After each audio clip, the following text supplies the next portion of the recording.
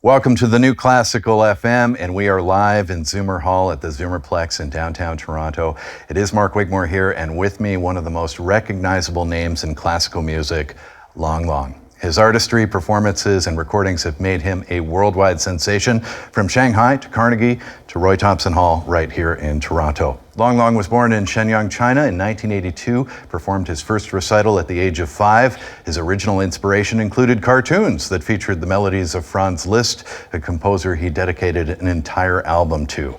Over the years, he's become one of the most dynamic and influential pianists in his generation, partnering with the world's greatest orchestras and redefining the concert experience with his technical brilliance, musical imagination, and energetic performances. He opened the 2025-26 Toronto Symphony Orchestra season with an appearance at the TSO's sold-out gala at Roy Thompson Hall, performing the Beethoven Emperor Concerto.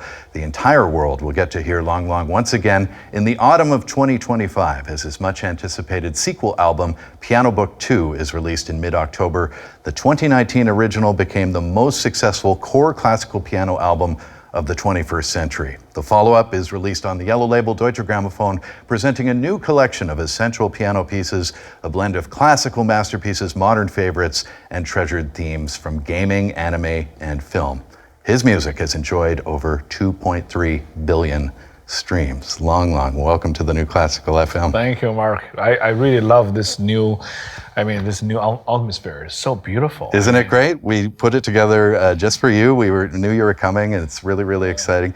When I got here in 2019, one of the first records they handed me was a piano book. And at that point, I realized how much Toronto has loved you over the years. All the performances, you've been here in Zoomer Hall numerous times. Yes. Tell me about your relationship with this city.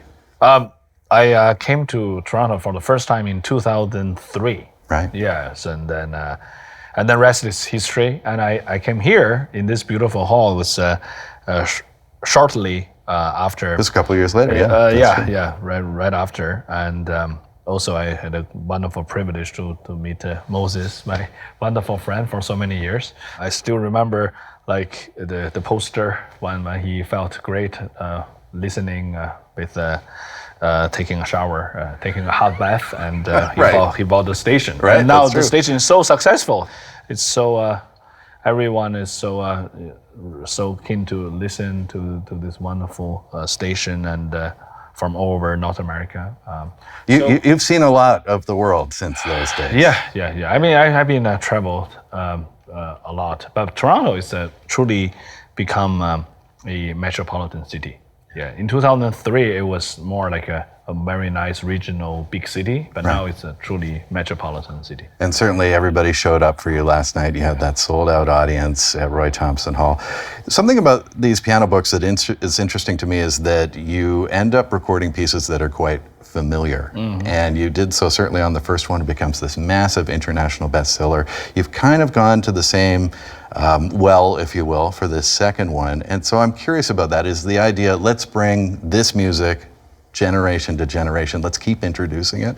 How do you look at it for piano book? Yeah, so the piano book was quite a wonderful project 6 years ago, and it brings classical music and also other sort of piano music to different corner of the world, and we made a lot of new audience listening to piano, to classical music.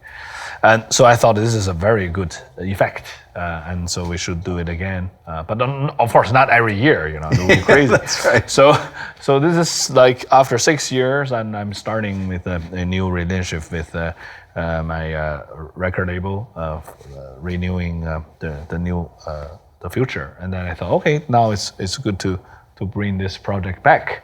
You look at the repertoire for Piano Book 2, Chopin, Mozart, Debussy, Liszt, of course, Morricone, Satie, La La Land.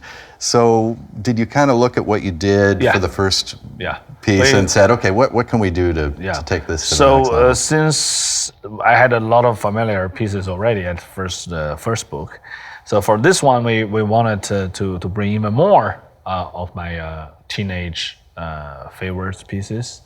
So like the Turkish March by Beethoven. Mm-hmm. Wonderful. Yeah, or there's a beautiful like Rachmaninoff Variation 18, and I normally have to play with me singing the orchestral part. Right. Da, da, da, da, da. So it's a little bit, you have to sing. But for this version, you put that part integrated with your piano part. So now when I play this variation 18, I don't need to sing anymore, which is good for me and for you too. You don't want to hear me sing. I did notice you conducting a little last night. You do get in there, whether it be singing or a little conducting. I'm just get carried away. Yeah. That's it. But I'm not a conductor. Right. And for a piano book as well, I would imagine you're trying to introduce piano to new players. I mean, you've got a great foundation that you work with. You're always incubating new players, and I think that's kind of your mission. Right? Yeah, we have a lot of kids under our school system, which is called the Kids of Inspiration. We have almost 200,000 students around the world and study this piano method. And so now I can easily bring more music, which more appealable to their studies. And also, in the same time, I also wanted to record something from last 6 years. There, every year there's a lot of new piano works. For example, there's a crazy work called Rush E. Yeah. And it was a big contest on social media, I think last year. And everybody who plays piano participated because it was really fun project to be. And so we took that piece, we made a new version. Yeah, and you're working with the Canadian Tony An. Yeah, and that's a Tony new An piece is my as well. new little brother, and he's really talented. So this Icarus. So we asked him, would you please do a forehand version? And this guy never done forehands in his life. Wow. And he's like, okay, let's do it. It's a gentleman from Scarborough, Tony An. He's having a big surge in his career. This is a nice feather in his cap as well. I want to talk about some of the bigger performances I've seen over the years. We're talking about the Olympics. We're talking about the Euro Cup, Coldplay, at the Grammys with Metallica. Those are such major events, and they put you on this world stage. And I'm curious to know, is there one that particularly stood out for you, where you thought, okay, this feels larger than life? Yeah, I mean, recently it was the Coldplay. That was a big show. The reason I'm mentioning, first of all, I really love their music. Mm-hmm. But really, the thing was really incredible was I was on that stage doing something else. Some other songs with other artists, and then in the backstage, I saw Chris Martin was doing some gym. Yeah, he's got some muscles. That guy. So we were like, and he said, "Oh, you're the guy who plays a lot of Chopin, right? I love Chopin. Can you play a little bit for me?" I said, "Okay." And so I start playing. I said, "What do you want?" He said, "Ballade No. 1." So I start playing, and he was like, "Wow, would you mind if we can do something tonight?" I said, "What? Do what? Do a performance tonight?" I said, "So." I said, "Now?" He said, "Yeah. Let's do clocks." I said, "Yeah, sure, of course. Let's do it in 30 minutes. Shall we rehearse?"